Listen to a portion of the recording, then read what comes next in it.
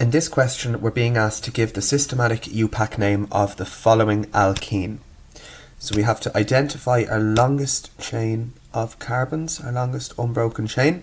Remember, that can kind of go around corners and stuff as well. It doesn't have to be in a straight line, it just has to be an unbroken chain. Now, because we have 6 carbons in this longest chain, we know our prefix is going to be hex.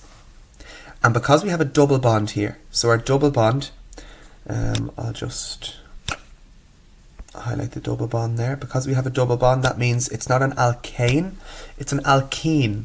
So we're going to have a version of hexene rather than hexane.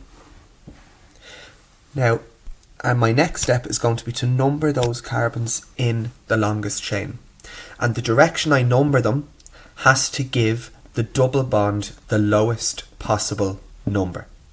So if I number these from left to right, you see that the double bond begins on the 4th carbon. But if I number them from right to left, the double bond begins on the 2nd carbon. So because 2 is a lower number than 4, I'm going to number them from right to left.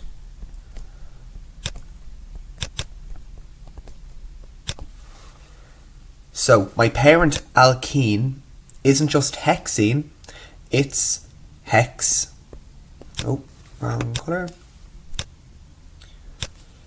it's hex 2-ene. Now 2 is there because the double bond begins on the 2nd carbon. So that's our parent molecule. Now what we need to do is identify and locate our branches. So I can see that I have a branch coming off here. I have a methyl group coming off the 5th carbon. So because there's a methyl group coming off the 5th carbon, that means the name of my compound is going to be 5-methyl hex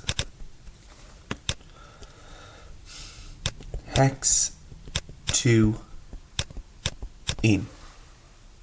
And that's the UPAC name for my compound.